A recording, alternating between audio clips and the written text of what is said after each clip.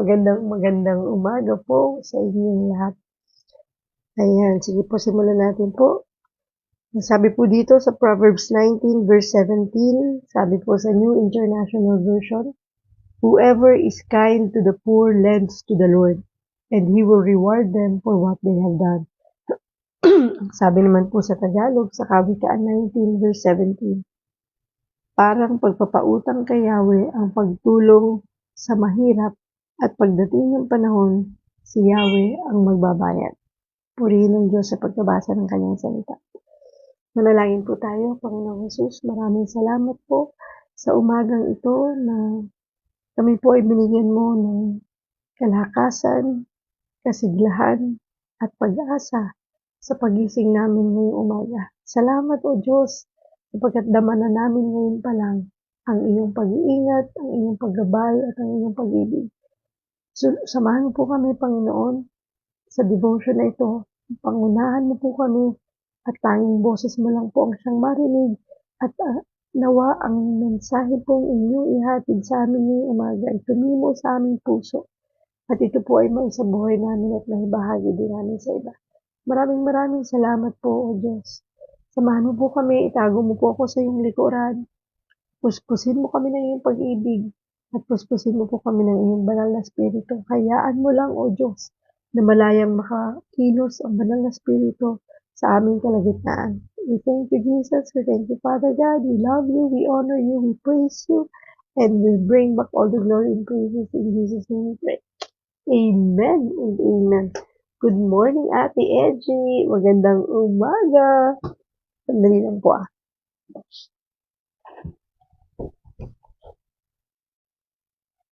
Ayan. Ayan, thank you Ate Edgy ha. Kagabi at siya po ang nag-lead ng ating devotion sa Monday group, sa ating fellowship sa Monday group. Thank you po sa buhay mo, Ate Edgy. Ayan. So again, basahin po natin no, ang ating pong verse na pagninilayan ngayong umaga. Sabi po sa Proverbs 19 verse 17, "Whoever is kind to the poor lends to the Lord, and He will reward them for what they have done." Sabi naman po sa Tagalog, Kawikaan 19 verse 17, nasa page 650 po yan ng Bible natin ito. Sa Lumang Tipan. Ang sabi po dito, parang pagpapautang kay Yahweh ang pagtulong sa mahirap. At pagdating ng panahon, si Yahweh ang magbabayad. Wow! Purihin ng Diyos. Napakabuti ng Panginoon. Ang ganda po ng sinasabi ng Diyos dito, no? Nagpapautang din pala tayo kahit hindi marami ang ating pera, no? Kala natin kasi yung pagpapautang ay palaging patungkol sa pera. Yung palang pagtulong sa kapwa, pagtulong specifically sa mga mahihirap ay isang pagpapautang sa Panginoon, no? Na siyang magbabayad. O, di ba may utang ka sa amin, Lord? So, joke lang po yun. Ang ibig po sabihin nito ay, nakikita ng Panginoon yan. Di ba? Hindi kailangang makita ng mundo o makita ng mga tao sa paligid mo kapag ikaw tumutulong sa mahihirap.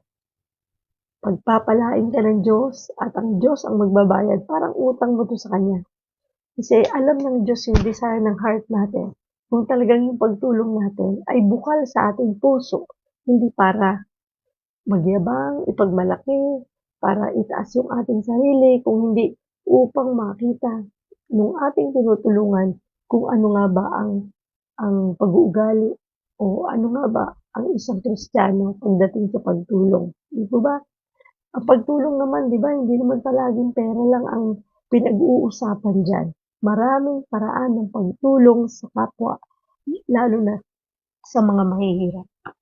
Sige po, napakaganda ng title natin ngayong umaga.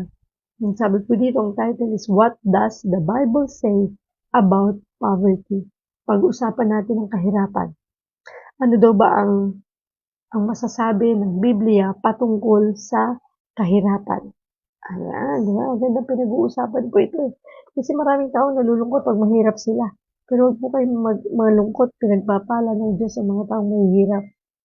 Walang mahirap sa mga anak ng Diyos. So sabi dito, what does the Bible say about faith in the context of giving? about God's heart for the poor. Ano nga ba ang masasabi ng Bible tungkol sa ating faith when it comes to giving? At ano ang masasabi ng Bible tungkol sa puso ng Diyos para sa mga mahihirap? The Bible is rich in wisdom about God's love for people living in poverty. Marami pong wisdom, no? Ang ibinibigay ng Diyos sa atin, ng pag-ibig ng Diyos sa mga taong namumuhay sa kahirapan. Kaya nga po, again, I encourage everyone to read the whole chapter of Proverbs 19, chapter 19. Pero marami na naman po tayong verses na pag-uusapan ngayong umaga.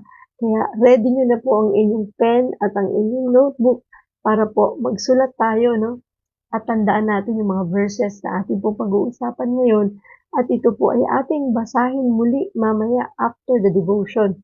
At isulat din niyo sa inyong notebook, kahit yung verse lang muna ngayon and then ang kabuuan mamaya, isulat ninyo para matatandaan po ninyo at mapapaalalahanan tayo sa magandang pag-uusapan natin at pagninilayan ngayong umaga.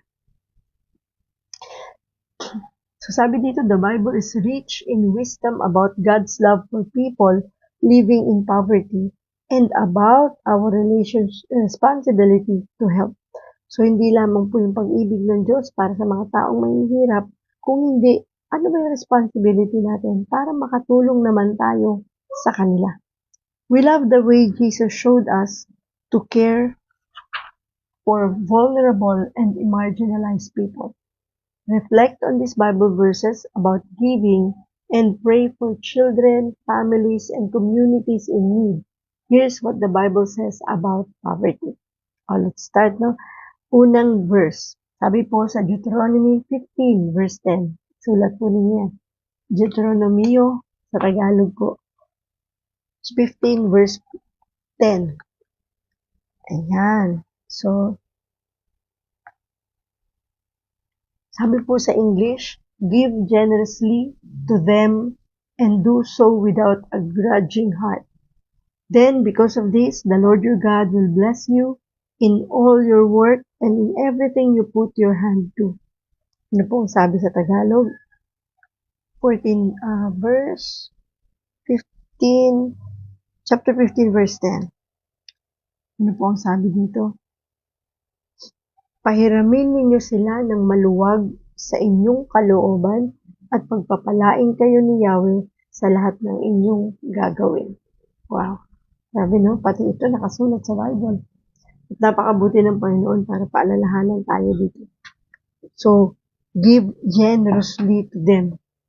At tayo maging madamot, magbigay tayo, no? Ngayon na naman, parang nakakarinig na naman ako na, paano magbibigay, Ate Babs, wala nga ako. Kaya nga tayo laging wala kasi lagi natin sinasabing wala tayo. Sa totoo lang tayo ay blessed. Kahit sa simpleng paraan o bagay na pwede nating itulong sa iba, ay gawin po natin. Sabi nga, pahiramin. No? So pag may mga taong lumalapit sa atin at nangangailangan ng tulong, minsan naman hindi lang pera ang inilalapit sa atin, ay tulungan po natin sila. Kung minsan hindi naman pera ang kaya mo ibigay, dahil wala ka nga nito, pero kaya mo silang bigyan ng advice, ng oras para makinig, kasi minsan may mga taong akala natin kung humihiram ng pera, doon lang sila nakatingin, pero minsan sa totoo gusto pala nila may kausap, no? Gusto pala nila may taong makikinig sa kanila na uunawa sa kanilang sitwasyon. Kaya po minsan, huwag naman tayong kaagad mag-judge, no? Ito na naman to, maghihiram na naman. Ito na naman to, alam na wala akong pera. Kasi baka yun lang ang naka-front na gusto niya lang maghiram ng pera, pero sa totoo lang, ang kailangan niya pala ay taong makakausap at taong makakaunawa sa sitwasyon niya. Na kapag ka nailabas niya na yung kanyang nararamdaman at kanyang problema, ay naiibsan ito, no? Na parang pinahiram mo na siya ng pera. Pero sa totoo lang, nagkwento lang naman siya at nakinig ka lang. Diba? Kaya huwag na masyadong judgmental. Masyado tayong nag-iisip ka agad na, di ba ibibigay ko yung wala nga akong pera? Diba? Wala. Parang sinasara na kaagad natin ang ating pintuan. Pero sa totoo lang, ang tinitingnan ng Diyos doon ay puso natin. paano natin sila tatanggapin. Ako po, sabi ko, Lord, thank you. Kasi napakaganda ng mensahe mo para ipaalala to sa akin. Kasi ganyan po ako. Napaka-judgmental ko sa ganyang bagay. Siguro nga dahil may trust issue ako. And I thank God kasi unti-unti binabago ako ng Panginoon patungkol dyan. Pero nasa process pa rin po ako ng bagay na ito. Kaya sabi ko, Lord, ang ganda ng message mo ngayong umaga na to. Thank you, thank you, thank you po talaga. Kasi tinuturuan mo na naman kami kung paano na naman maging isang tulad mo. Pagdating sa pagtulong, pagdating sa pagbibigay, pagdating sa pag-ibig sa aming kapwa. So, another verse. So, maraming verse po ito. Hindi naman gano'ng kadami. So, ito po naman ay matatagpuan sa Proverbs 19 verse 17. Ito yung po yung ating binasa ngayon. Na ang sabi po ay, whoever is kind to the poor lends to the Lord, and He will reward them for what they have done. So, yan po yung ating binasa na ating pong verse na pinagninilayan ngayon. Na sa Tagalog, ang sabi, parang pagpapautang kay Yahweh ang pagtulong sa mahirap. At pagdating ng panahon, si Yahweh ang magbabayad. Wow, nakalista yung kay Lord, no? Sabi ng Lord, ito, si Edgy, matulungin ito. Lilista ng Lord yan. Darating ang time, si Lord ang magbabayad. Sabi ng Diyos, karapat dapat itong pagpalain, sapagkat ito'y matulungin. Matulungin ito, hindi lamang sa pera, sa kanyang oras, sa kanyang panahon, at sa kanyang pagpapasensya at pag-unawa sa kapwa. Isusulat ng Lord yun. Babayaran kanya. Ibig sabihin, i-reward kanya. Diba? Ganun din kay Ate Marilyn. Ako, ito si Marilyn, matulungin ito. Ito si Lucy. Ito si Florence. Diba? Ganun ang Panginoon. Meron tayo sa kanyang itinatanim. At yan po ay tunay naman na may katotohanan sapagkat nakasulat na, di ba? Ito na yung ating pinag-uusapan. Napakalinaw. At pwede natin itong panghawakan sapagkat nakasulat ito sa salita ng Diyos na parang pagpapautang kay Yahweh ang pagtulong sa mahirap. Sabi ng iba, Ate Mabs, mahirap din naman ako. Huwag ka mag-alala. Meron ding taong kakausapin ng Diyos na tutulungan ka. Kung sa tingin mo ikaw ay nandoon sa sitwasyon na yon. Sabi nga, kung anong itinanim, ay siya mong aanihin. Tulungan ka din ng ibang tao. Diba? Gagamit ang Diyos ng mga taong makakatulong sa iyo. Sabi pa po dito sa isa pang verse, sa Proverbs 22 verse 9, the generous will themselves be blessed, for they share their food with the poor. Sa Tagalog po, Kawikaan 22 verse 9, ang mahirap ay bahaginan mo ng pagkain at tiyak ay pagpapalain. O diba, specific na food, na bahaginan mo ng pagkain. Pagkain, pwedeng totoo yung pagkain talaga, na pagkain na pwedeng kainin ng isang tao. Pero isa ring pagkain pinag-uusapan dito ay ang salita ng Diyos. Diba? Because Jesus is the bread of life. At ang tao hindi lamang nabubuhay sa tinapay, kung hindi sa salita ng Diyos. So yun po ay pagkain din na tinutukoy dito, na magbahagi tayo ng salita ng Diyos. At yung mga nagbabahagi na yun ay tiyak pagpapalain. Diba? Kaya nga po yung mga nagmimisyon, imagine mo, maraming taong nagmimisyon. Ibig sabihin, pumupunta sa ibang lugar, o kaya ay nagpupunta sa mga barangay para po mag-share ng Word of God. Makita mo, minsan wala naman talaga silang mga hanap buhay, yun lang kanilang ginagawa. Pero nandoon ang pabor ng Diyos. Hindi sila pinababayaan at hindi sila nagkukulang. Maging ang kanilang pamilya at ang sambayanan. Nakakagulat, ano? Kasi tunay ang kanyang pangako tunay ang pangako ng Diyos na ang mahirap ay bahaginan mo ng pagkain at tiyak ay pagpapalain. Pagpapalain ay mahirap na binigyan mo ng pagkain, maging ang nagbibigay ay pagpapalain din. Napakabuti ng Panginoon. Imagine mo, ikaw na po yung nag-share ng pagkain sa taong ito, pagpapalain pa ito ng Diyos. Dahil tunay naman na pinagpapala ng Diyos ang mga taong nabahaginan ng salita niya, ng kanyang word. Kaya dahil nagbabago ang kanilang pagkatao, nagbabago ang kanilang takbo ng buhay, nagbabago ang kanilang perspective, at talaga pong nag-iiba. At kung ikaw ang naging dahilan kung bakit ito nagbago at ginamit ka ng Panginoon, to God be all the glory. Alam ng Diyos kung anong reward na para sa ating lahat. Ganun po kabuti ang ating Diyos. Kaya, ang gaganda ng ating verse ngayon. I hope na isusulat po ninyo mamaya. I-recap natin yan. Sa next verse po, sabi sa Isaiah 58:10. Sabi po dito, "And if you spend yourselves in behalf of the hungry and satisfy the needs of the oppressed, then your light will rise in the darkness, and your night will become like the noonday." Sa Tagalog po, sa Isaiah 58 verse 10, "Kapag ang nagugutom ay kusang loob ninyong pakakainin at tutulungan ang mahihirap, sisikat ang liwanag sa inyong nasa kadiliman, at ang inyong kapanglawan ay magliliwanag gaya ng katanghaliang tapat." Wow! Sarap naman ito, no? So, kapag daw ang nagugutom ay kusang loob nating pakakainin at tutulungan ang mahihirap, sisikat ang liwanag sa inyong nasa kadiliman, at ang inyong kapanglawan ay magliliwanag gaya ng katanghaliang tapat. So, ano itong nagugutom, no? Ni-impress ng Lord sa akin dito yung kapag nagugutom ay kusang loob ninyong pakakainin. Alam natin marami ang nagugutom per se. Yung nagugutom sa literal na pagkain, at lalong marami ang nagugutom sa salita ng Diyos.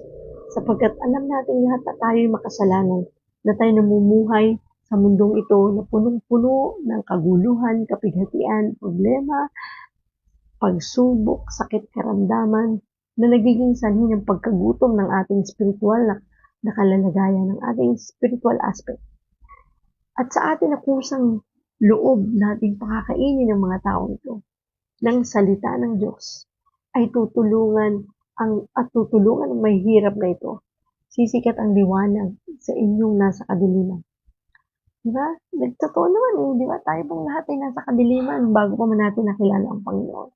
Pero dahil ang Diyos ay napakabuti, mayroong isang taong ginamit upang pakainin ang ating spiritual na katawan na ito, na nasa ating katawan, upang tayo ay mabusog ng salita ng Diyos.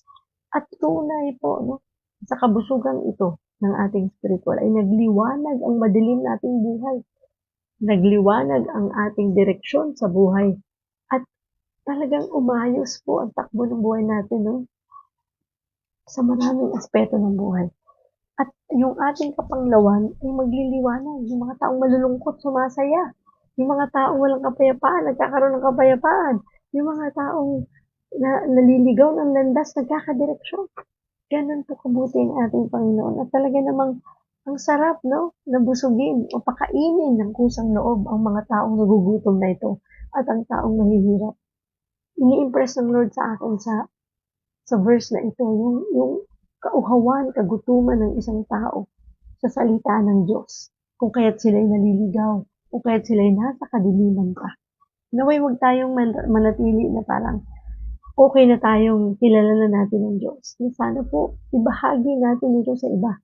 Ibahagi natin ito sa mga taong nagugutom din ng kasalita ng Diyos. Sa mga taong mahihirap. Mahihirap in terms na hindi yung literal na kahirapan, o hindi yung paghihirap na wala sila sa Panginoon pa.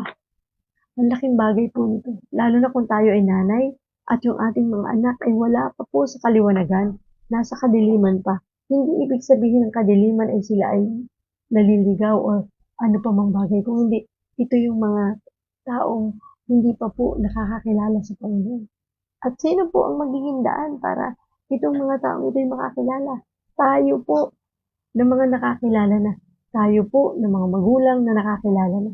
Igabayan natin sila. Kung hindi man natin sila kayang kausapin patungkol dito, ipanalangin po natin sila. Iluhod natin sila sa Diyos. Sapagkat ang Diyos po hindi bingi, hindi bulag. Nakikita niya yan at nararamdaman niya yan. At alam niya po anong puso natin na gusto natin mabago ang ating mga anak at lumapit sa Panginoon. Hindi po ibig sabihin para lang ito sa mga anak na mga salbahe, sa mga anak na masasama ugali.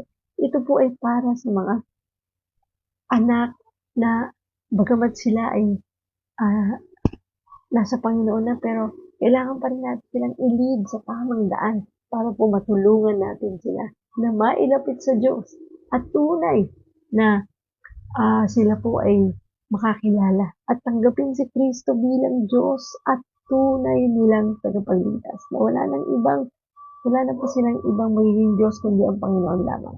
Diba? Makabuti ng Diyos. Kaya po, tayo lahat gagamitin ng Diyos upang busugin ang mga nagugutom, upang tulungan ang mga mahihirap, literal na mahihirap, pwede nating tulungan, at yung mga taong naghihirap dahil sa kanilang spiritual na kalalagayan. Meron silang mga problemang pinagdaraanan, tulungan natin sila sa pamamagitan ng panalangin at pag-share ng salita ng Diyos. Di ba po, no? Ang dami pala, ang laki ng mission natin dito sa mundo ito. Sabi nga, therefore go and make disciples of all nations, baptizing them in the name of the Father, the Son, and the Holy Spirit. Kailangan natin kumilos. Kailangan natin magbahagi. Kailangan natin ipakita at ipadama sa ating mga mahal sa buhay, kaibigan, kakilala, kamag-anak, kapitbahay. Hindi madali na magbahagi, pero daanin po natin sa panalangin. At darating ang time, kakayanin po natin yun. At tutulungan tayo ng Diyos at ng Banal na Espiritu upang magawa natin ito.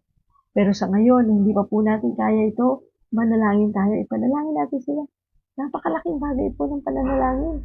Alam niyo po ba, dinidinig ng Diyos ang panalangin ng mga taong tapat at ng mga taong sumusunod sa Kanya.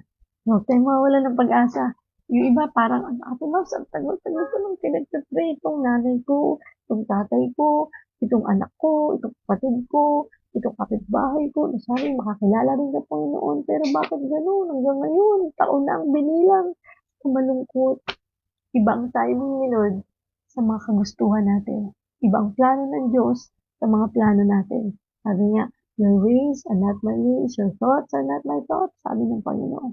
Kaya huwag kayong magmamadali. Relax lang po. Okay, ang Diyos po ay tunay na may plano para sa ating lahat. Huwag lang kayong titigil sa pananalangin para sa kanila. Yun po ang the best na magagawa natin. Kasi meron nga po isang pastor akong nakilala. Actually, pastor po namin yun sa CCF. Na yung kanyang tatay, ipinag-pray niya na sana'y makakilala sa Diyos. Siguro ako din po ganun. Dumating din ako sa ganung punto na pinag-pray ko din yung tatay namin. At alam niyo po ba siya, hindi siya nagtumigil. Hindi siya talaga nawala ng pag-asa. 20 years bago tinugon ng Diyos ang kanyang panalangin ng kanyang tatay ay tumanggap sa Panginoon. And thank God, hindi siya nabigo at hindi siya binigo ng Diyos. Ganun din po ako. Siguro yun sa tatay ko, hindi naman 20 years, pero simulang nakakilala ako, siguro 2000, ano bang yun? 1998 hanggang nung nakakilala siya 2015 or 2014, 13, ganyan po. So, medyo matagal, no? Pero sabi ko nga, hindi ako titigil. At tunay na hindi tayo binigo ng ating Panginoon. Ganun din po yung nanay ko doon. Pinagdasal ko din po siya. Si ayaw niya po makinig kasi nanay siya eh. Tapos ako lang po ang Kristiyano sa bahay namin ng time na yun. Tapos ayaw niya makinig kasi ano daw bang alam ko, anak lang ako. At ang tagal na daw niya alam kung ano at kilala ang Panginoon. Hindi ko na daw siya kailangan turuan. Alam niya na po, di ba, pride ng isang ina. Hindi siya talaga nakikinig. Pero sabi ko, Panginoon, walang imposible sa'yo. At tunay po naman talaga. Actually, yung nanay ko, saglit ko lang yung pinag-pray kasi kahit bagamat hindi pa po siya nakakilala sa Panginoon, tinatanggap ang Diyos bilang kanyang tagapagligtas ay malapit naman siya sa Panginoon, madasalin pong nanay ko. Kaya nung ipinanalangin ko siya, na naway makakilala sa Diyos. 2 years lang. 2 years. Ang buti ng Panginoon kasi bago siya kinuha ng Diyos, ay nakakilala po sa Panginoon ng nanay ko at ginamit ang ibang tao para po siya makakilala. Sabi ko nga, Lord, thank you. Ang bilis mong tumugon. Kasi maaga po nawala ang nanay ko eh. So, 1996 po, nung ako'y makakilala sa Panginoon, sinimulan ko na yung panalangin ng pamilya ko. And then, 1999, Tama po, 1999 pala, nung siya ikinuha ng Diyos. January. Bago nangyari yun, December of 1998, tinanggap ng nanay ko ang Panginoon bilang Diyos at tunay ng tagapagligtas. At sabi ko, "Lord, salamat, salamat, salamat, salamat, Panginoon. Napakabuti mo, O Diyos." Dahil nasiguro natin ang kaligtasan ng aking nanay. At purihin ang Diyos, purihin ang Diyos. To God be all the glory. Thank you, Lord. Kaya po, kayong panghihinaan ng loob, tulungan natin sila sa pamamagitan ng ating mataimtim na pananalangin at pagdulog sa Diyos. Dahil walang imposible sa Panginoon. Sabi nga ni Ate Marie, Amen po, Ate Mabs. God grants our prayer in His name. Amen. Amen. So, yung mga nagugutom, tulungan natin, pakainin natin. Hindi lamang ng pagkain, literal, kung hindi ng pagkain ng salita ng Diyos. Yun po ang dapat. Kung tayo ay masyadong conscious sa ating pagkain when it comes, dahil tayo ay low carber, ganun din po dapat idagdag natin sa ating kinakain araw-araw ang salita ng Diyos. Sabi niya, ilang beses ba tayong kumain sa isang araw? Hindi lahat, no? Hindi naman mga iba, hindi man low carb. So, yung iba, ilang beses ang araw kumakain. Ilang beses kumakain sa isang linggo, sa isang buwan, sa isang taon. Naway gawin natin parang habit din ang pagkain ng salita ng Diyos. Na parang araw-araw din ay kinakain natin ito sa pamamagitan ng pagbabasa, sa pamamagitan ng pananalangin. Ugaliin po natin ito. Upang may maibahagi tayo sa iba. Hindi po ba? Sa pagbabahagi naman po ng salita ng Diyos, ay hindi naman kailangan masyado tayong yung para bang kakabisaduhin nyo to, tapos agad nyo ikukwento kung ano nabasa nyo. Minsan ayaw ng tao ng ganun eh. Kwentuhan nyo lang. Para lang kayo nagkukwento ng kung ano yung nangyayari sa inyong buhay at kung paano nakatulong ang Panginoon sa buhay ninyo at kung paano nagbago ang inyong buhay sa pamamagitan ng pag-ibig ng Diyos. Diba? Sabi si Lord. Thank you, Lord. Thank you, Jesus. So, ano pa po? Sabi po dito, sa Luke 14, verse 13 to 14, sa NIV, "But when you give a banquet, invite the poor, the crippled, the lame, the blind, and you will be blessed. Although they cannot repay you, you will be repaid at the resurrection of the righteous." Ano po ang sabi sa Tagalog? Sa Lucas 14 verse 13 to 14. "Subalit kapag ikaw ay maghahanda, anyayahan mo ang mga mahihirap, mga lumpo, mga pilay, at mga bulag. Kapag ganito ang ginawa mo, pagpapalain ka. Dahil hindi man nila nasuklian ang ginawa mo, ang Diyos ang magbibigay sa iyo ng gantimpala sa muling pagkabuhay ng mga matuwid." Praise God. Grabe mga pangako ng Panginoon sa atin, ano? Ate Pams, ito ba yung literal na imbitahan ko yung mga pilay, imbitahan ko yung mga hindi makalakad, yung mga bulag, pag naghanda ako, pakainin ko sila. Bakit hindi? Literal na pwede natin silang pakainin. Tulungan pag may mga lumalapit sa atin na humihingi ng tulong, bakit hindi natin bigyan ng pagkain, pakainin, at tulungan. Kaya nga yung ibang tao, di ba, ang sinasabi nila, pag nagbe-birthday sila, sineselebrate nila sa isang orphanage, di ba, sa mga, anong tawag dito? Home for the aged, sa mga taong walang kakayahan at hindi madalas makaranas ng mga ganitong celebration at mga masayang paghahanda. Doon nila ito ginagawa upang mapakain nila ang mga taong ito. Pero alam niyo ba kung ano ang nais ng Diyos na ipatungkol dito sa ating binabasa ngayon? Subalit kung ikaw ay maghahanda, hindi po ba paghahanda ang isang malaking piging ang mga worship service sa ating mga churches, sa ating kung saan tayo nagsisipag-attend? Napakainam na anyayahan natin yung mga taong mahihirap. Hindi lamang po yung mahihirap na literal na mahirap, kundi yung nag-uusapan natin ng mga taong kailangan na makapakinig at makakain ng salita ng Diyos. Yung mga taong lumpo dahil hindi makakilos, hindi lamang literal na hindi makakilos, kung hindi may problema, mga taong may mental health problem, yung mga taong depressed, yung mga taong may anxiety, may mga taong may mga karamdaman talaga physically. At yung mga pilay, mga bulag. Ito mga bulag na hindi lamang bulag physically, pero bulag sa katotohanan, bulag sa katuwiran ng Diyos, bulag sa pagkakakilala sa Panginoon, bulag sa mga bagay na mga hindi nila nakikita sapagkat sila'y nabubuhay sa kadiliman, hindi nila nakikita ang kaliwanagan ng Panginoon. So, ito yung mga taong dapat natin inaanyayahan, no? Na mailapit natin sa Panginoon. Maisuko natin sa Diyos at tunay na makakilala din sila. At sino ang mga magdadala sa mga taong ito? Walang iba kundi tayo na nakakaalam patungkol sa salita ng Diyos. Hindi po ba? Napakalaki ng papel natin bilang mga anak ng Diyos. Hindi lamang po tayo basta nakakilala sa Diyos, kung hindi tayo po ay ginagamit ng Diyos para itong mga taong ito na tunay na kailangan ang presensya ng Diyos ay mabahaginan natin, madala natin. Kaya nga po, I invite everyone. Kami po ay merong fellowship every Mondays and Thursdays. Magkaibang grupo po yan.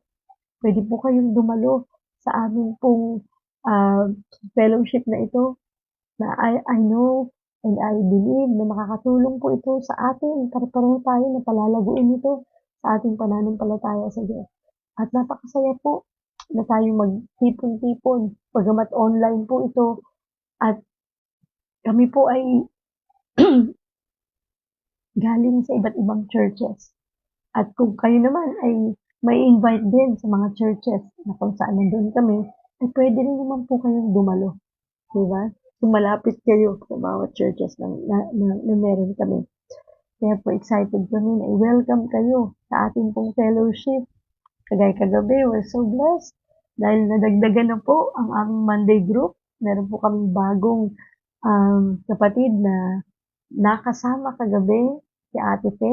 Welcome to you, Ate Pe, at salamat sa Diyos sa buhay mo sapagkat alam kong gagamitin ka ng Panginoon upang mas marami pa kaming matutuhunan sa iyo sa kwento ng buhay mo at sa kwento mo bilang anak ng Diyos. At ganun din naman, nawa ay meron din kaming maibahagi sa iyo para sa pag-unlad mo sa iyong pananampalataya.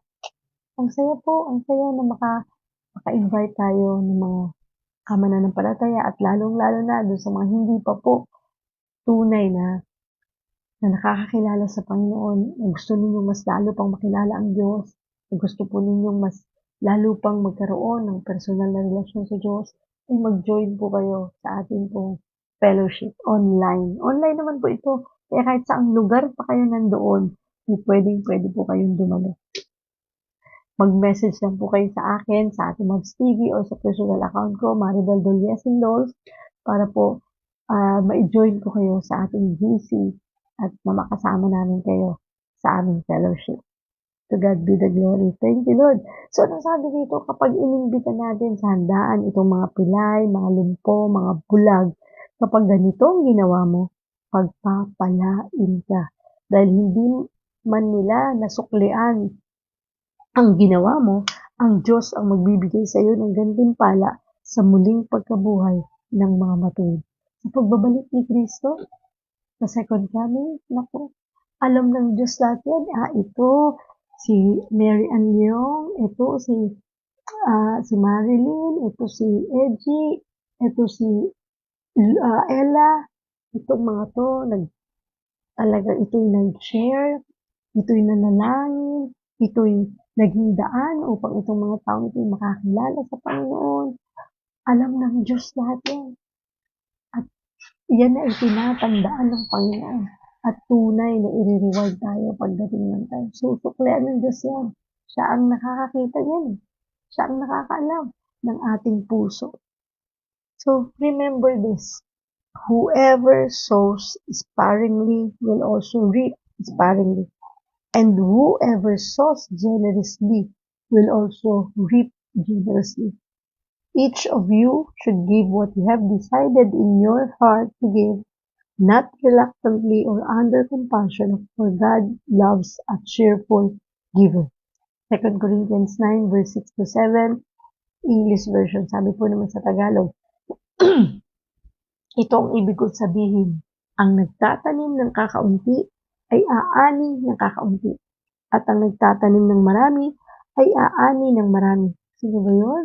Diba? So magtanim na tayo ng marami, nang sa ganun ay marami rin tayong aanihin. Ang bawat isa'y dapat magbigay ayon sa kanyang pasya, maluwag sa loob at hindi napipilitan lamang, sapagkat iniibig ng Diyos ang nagbibigay ng may kagalakan. Tunay na iniibig ng Diyos ang taong nagbibigay ng may kagalakan. Tumulong tayo, magmahal tayo, hindi dahil napipilitan tayo, o hindi dahil ito ang tunay na nandito, naghahari sa ating puso. Hindi yung napipilitan, hindi yung kasi sabi sa Bible, i-bless yung taong tumutulong, tulong na lang ako. Pero wala sa loob ng pagtulong. Wala yun. Alam ng Diyos yun. Kung yung pagtulong may pakitang tao, kung yung pagtulong may para lang masabing ako'y Kristiyano, para lang masabing ako'y mabait, para lang masabing ako'y matulungin. Pero ang tunay na pagtulong ay nakikita sa kaibuturan ng ating puso. At walang ibang nakakita niyan kundi ang Panginoon. Maaari natin malinlang yung mga tao sa paligid. Maaari natin mapaniwala sila na ikaw ay mabuting tao, na ikaw ay tunay na matulungin. Pero walang iba na makakakita ng totoong nilalaman yan, ng iyong, ng desire mo, ng intention mo, ng motibo mo, kundi ang Panginoon. Diba? At yan ay hindi nalilihim sa Diyos. Kaya paano tayo i-reward? Kaya minsan, nagsasabi, bakit gano'n matulungin naman ako? Bakit gano'n dami ko naman ganito? Ba't gano'n? Pero, ang tinitingnan ng Diyos, yung puso, hindi yung ano yung ginagawa. Kasi kahit gawin natin yan, madaling ipeke yan eh. Pero ang tunay na tinitingnan ng Diyos ay yung laman ng puso natin. At tandaan natin, sabi dito, ang nagtatanim ng kakaunti ay aani ng kakaunti. At ang nagtatanim ng marami ay aani ng marami. Kaya damihan natin tinatanim natin. Diba? So, tinatanim natin kabutihan, aani ng kabutihan yan. Tinatanim natin kagalakan, aani ng kagalakan. Nagtatanim tayo ng mga taong sinishare natin ng Word of God, bagamat parang sa tingin mo, hindi naman nakikinig, Ate Max. Share ako ng share, parang hindi naman pinanunood. Sinishare ko yung devotion mo, sa amin, hindi man lang sinisid. So, okay lang po yan. Sabi nga, nagtatanim ng marami, ay aani ng marami. Sige lang, tanim ka lang ng tanim. Taniman mo lang ka ng mga puso sa pamamagitan ng pagbabahagi. Share mo yung salita ng Diyos. I-share mo yung mga katulad ng live devotion na ito sa inyong messenger, sa inyong timeline. Sige lang. Di ba? Magkwento ka sa inyong pamilya. Magbahagi ka ng salita ng Diyos. Mag-post ka ng mga verses. Magtanim tayo. Mag-invite tayo ng mga kaibigan, kakilala, kamag-anak sa church. Mag-attend sila doon. Huwag tayong mawawala ng puso. Dahil ang Diyos, alam niya yan. Darating yung time. Lahat yan madadala mo. Me and my household, we will serve the Lord. Yun ang ating panghawakan. Lahat tayo ay maglilingkod sa Panginoon. Bagamat parang ang labo, no? Parang di naman mangyayari yun. Sabi mo, ang titigas ng ulo. Niyayaya ko mag-church. Ay magsasama. Huwag kang mawawala ng pag-asa. Sapagkat sa Diyos ay walang imposible. Sige lang. Invite mo lang sila paulit-ulit.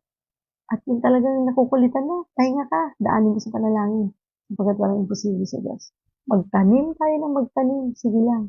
At darating ang time, aanihin natin ang lahat ng yan. At tunay na ang Diyos ay nakikita yan. At pagpapalain tayo, maging ang mga taong kinakausap natin ay pagpapalain. Pero syempre po, don't get me wrong, hindi natin ito gagawin para lang sa pagpapala. Because ang reward, ang blessings ay bonus from the Lord. Ang importante, kaya mo ito ginagawa because you love Jesus. At ito yung gusto niya ipagawa sa'yo. Because you obey Him more than anything or more than anyone. Diba? Siya lang at wala nang ibang ating susundin sa buhay na ito. Yun dapat ang laman ng puso. Kaya ko ito gagawin natin because I love God. And He first loved me. Minahal niya ako una. Kaya nga ako naligtas. Kaya gagawin ko to bilang pagsunod ko sa Kanya. Bilang aking pasasalamat sa Kanya sa napakaraming bagay na ginawa niya sa aking buhay. Ganun ko dapat ang ating pag-iisip. Yung rewards, yung blessings, automatic po yan. At yan ay kusa na lumadating, magugulat ka. Ang daming pangyayari sa buhay mo na tunay naman pong kinakasihan ng Diyos. Thank you, Lord. Thank you, Jesus. So, gawin lang natin. Patuloy lang tayo na huwag tayong tumingin sa reward, huwag tayong tumingin sa blessings, tumingin tayo sa pag-ibig ng Diyos. na sa ganun magawa natin ito ng tama. Thank you, Lord. Thank you, Jesus. Hallelujah. So, ano po, in reflecting on what the Bible says about faith, let these scriptures and giving guide our actions and hearts toward compassion and generosity. Again, ulitin natin. I hope na isulat po ninyo yung mga verses na ating pinag-usapan ngayong umaga. Ayan. So, number 1 na verse na ating diniscuss kanina ay Deuteronomy 15 verse 10. Sa Tagalog, ito po ay Deuteronomy 15 verse 10. Sa lumang tipan po ito. At ang next natin ay Proverbs 19 verse 17. Sa Tagalog, ito po ay Kawikaan 19 verse 17. Yun po yung ating binasa ngayong umaga. Yung ating pong memory verse. Ating pong verse sa pinagnilayan. At next po ay Proverbs 22 verse 9. Kawikaan 22 verse 9. Isulat niyo muna po yung verse, mamaya niyo na po basahin, hanapin sa inyong Bible ang kung saan ito matatagpuan at isulat ninyo ang laman nito. Next, Isaiah 58 verse 10. Lumang tipan po lahat ito. So, Isaiah 58 verse 10, mamaya po sa aking mga ka-fellowship yan, i-chat ko po sa inyo kung saang page po ito matatagpuan sa mga taga-Monday group sa ating pong Bible. So, next is ito naman po sa bagong tipan, Luke 14 verse 13 to 14, Lucas 14 verse 13 to 14. Sa Tagalog po ay Lucas. Next is 2 Corinthians 9 verse 6 to 7 or pangalawang Korinto 9 verse 6 to 7. I hope na isulat po ninyo ang lahat ng ito dahil ito ang ating magiging guide para sa actions and puso natin patungo sa ating paglilingkod sa Diyos, sa pagiging generous, sa pagtulong at sa pagiging compassionate, no? Maging maawain at matulungin sa ating kapwa. Napakabuti ng Panginoon para bigyan tayo ng ganito kagandang mensahe ngayong umaga. Praise God, praise the Lord. Ayan. So, sa mga ngayon lamang po nag-tune in, pwede po ninyong ulitin ang live devotion na ito mamaya right after this devotion. Pwede ninyong i-replay, panoorin po ninyo ulit at i-share po ninyo sa inyong mga mahal sa buhay kung sa tingin ninyo ay kailangan din nila itong marinig. So, purihin ang Diyos sa buhay po nating lahat. So, sabi nga dito, tulungan tayo nawa ng Panginoon na makasunod sa kanyang kalooban. Dahil alam natin kung anong mundong ating ginagalawan. Kailangan ng mundong ito ang Panginoon. Sa ayaw man natin at sa gusto, tanggapin man natin yan o hindi, yan ay isang malaking katotohanan. We need Jesus Christ. So, seek ye first the kingdom of God and His righteousness, and all these things shall be added unto you. Matthew 6:33, di ba po? Ibibigay ng Diyos ang lahat ng yan. Ang una lang natin gawin ay i-seek natin ang presence ng Lord. At sa lahat ng mga taong malulungkot, nagsasuffer, at may malaking pangangailangan, tulungan nawa tayo ng Diyos na tayo ay magamit upang ang mga taong ito ay mailapit natin sa Panginoon at sila po ay tunay na makakilala rin sa Diyos upang maramdaman din nila kung ano yung kagalakan, kapayapaang meron tayo ngayon sa ating buhay. Naway tulungan tayo na matutong mag-appreciate sa ibang tao at matuto na laging magpakumbaba, laging magmahal sa ating Diyos at sa ating kapwa. At yan po yung magagawa lamang natin kung ang Panginoon ay tunay na kumikilos sa ating buhay at mananahan sa atin at ang nakakakilos ang banal na Espiritu ng malaya. At tayo ay sumusunod sa kalooban ng Diyos. Manalangin po tayo. Panginoong Hesus, maraming salamat po sa umagang ito, sa isang napakagandang mensahe na ibinigay mo para sa aming lahat. Salamat, Lord, sa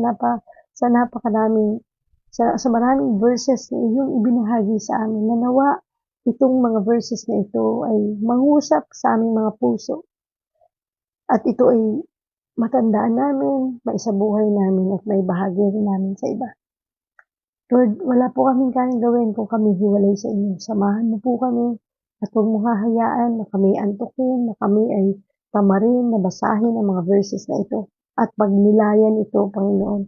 Tulungan mo po kami, O Diyos, sapagkat Hindi po namin ito mauunawaan kung wala ka. Please guide us, give us the wisdom, the knowledge, and understanding, Lord God. Salamat po, Panginoon, sa pagtuturo niyo sa amin ngayong umaga patungkol sa pagbibigay, patungkol sa pag-share, hindi lamang ng mga literal na bagay na meron kami, kung hindi yung salita mo, Panginoon, ay maibahagi namin sa iba. Salamat, Lord, for reminding us na maging patient kami, Lord, sa mga bagay na minsan kinaiinipan namin. At salamat, tinuruan mo kami na kapag kami ay nagtanim ng kakaunti ay kakaunti ang aming aanihin. Ngunit kapag kami nagtanim ng marami, marami rin ang aming aanihin. Nawa, O Diyos, kami tumingin sa puso mo, sa pag-ibig mo para sa amin, hindi sa reward, hindi sa blessings, Lord. Sapagkat ito naman ay automatic mong ibinibigay sa amin. Maraming salamat, Lord, sa pag-ibig mo. Salamat, Panginoon, sa pag-unawa. Salamat sa patuloy na pag-iingat, sa pagpoprotekta mo sa aming lahat. Dinadalangin po namin sa inyo, Panginoon, ang aming mga mahal sa buhay, kaibigan, kakilala, kamag-anak, mga kakilala at mga kapitbahay, Lord, na hindi pa nakakakilala sa iyo.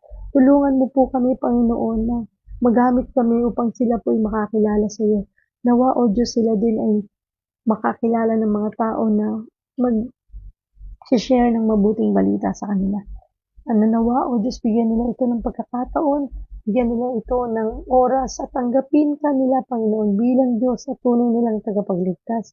At aminin na sila'y makasalanan, isuko ang lahat sa iyo, at nang sa ganun ay matalikuran na nila ito ng lubusan, at sila po ay makasunod sa iyo ng may buong pagmamahal at buong katapatan. Lord, maraming salamat po. Thank you po talaga sa napakagandang mensahe mo ngayong umaga. Gabayan mo po kami, Panginoon, lagi po kami makasunod sa iyo at patawarin mo kami sa mga bagay na nagagawa namin hindi kalugod-lugod sa iyo. At huwag mong hayaan, Panginoon, na ang mga nagagawa namin ito ng mga bagay na hindi kalugod-lugod sa iyo ay maging daan upang kami lumayo sa iyo. Hingi lang kami ng tawad, Panginoon. Gusto namin lumapit sa iyo at lalo pang mapalapit sa iyo, Panginoon, sapagkat ikaw ang kailangan namin sa buhay na ito. Hindi namin kayang mabuhay nang wala ka, Lord God. Ikaw ang aming lakas. Ikaw ang aming kapangyarihan. Ikaw ang aming buhay. Ikaw ang aming pag-asa. Ikaw ang aming lahat-lahat, Panginoon. At ikaw din ang aming kagalingan sa aming mga karamdaman. Tulungan mo po kami. Samahan mo po kami. Thank you, Jesus. Thank you, Father God. I-bless mo po ang lahat ng mga nanonood ngayon, Panginoon. At sa lahat ng mga kapanood nito, tulungan mo sila, pagpalain mo sila, abutin mo po sila ng iyong mapagpalang kamay, Panginoon, at mapagpagaling na kamay. Bigyan mo sila ng kagalingan sa mga taong may karamdaman, Panginoon. Ipuin mo sila simula sa kanilang ulo hanggang sa kanilang mga talampakan, Panginoon. Bigyan mo sila ng kagalingan na nagmumula sa iyo, Panginoon. We believe and we know, Lord, in faith that they are healed in Jesus' name. Anumang karamdaman ang kanilang pinagdaraanan, Panginoon, ito may cancer, ito may sakit sa puso, ito may sakit sa kidney, sa liver, sa lungs, Panginoon, sa pancreas, sa anumang parte ng kanilang katawan at organs. I know, Father God, that you are a God, you are a miracle worker, Father God. Ikaw lang at wala nang ibang kung kayang gumawa ng himala sa kanilang mga kagalingan. Maraming salamat, Panginoon, sa mga taong may depresyon, sa mga taong may anxiety, sa mga taong may sakit sa PCOS, kanilang matres, sa anumang bahagi ng katawan. Tulungan po sila, Panginoon. Ganon din, O Diyos, sa mga taong umiiyak dahil masakit ang kanilang gout, sakit ang kanilang mga namamagang mga paa, sa mga taong may mga diabetes, Panginoon, sa mga taong mapataas ang blood pressure, Lord, tulungan mo po sila. I know, Father God, ikaw ang Diyos na buhay, dakila at makapangyarihan sa lahat, na tunay na nagpapagaling. Thank you. We claim healing in Jesus' name. We claim healing in Jesus' name. Thank you for everything, Father God. Maraming salamat, Panginoon. Continue to bless Ate Mavs TV family and God Loves You Movement Ministry. At ang aming pong project na One Family, One Bible Project ay patuloy namin idinudulog sa iyo, Panginoon, that you will provide na lahat ng Bible na pangangailangan namin upang may bahagi sa iba, ikaw ang magbibigay. Gamitin mo po, Panginoon, ng mga tao na siya pong inyo pong makakatulong sa amin pong pagpapalaganap ng iyong salita. We praise you, Lord. We honor you, and we bring back all the glory and praises. In Jesus' name we pray. Amen and amen. Hallelujah. Hallelujah. Hallelujah. Thank you, Lord. Thank you, Jesus. Napakabuti ng Panginoon. Ang ganda ng message. I hope na tayo po ay magpatuloy sa paglilingkod sa Diyos. Huwag kayong bibitaw. Huwag mawala ng pag-asa. at huwag po tayong titigil sa ating pananalangin. Buhay ang ating Diyos, nakikinig siya.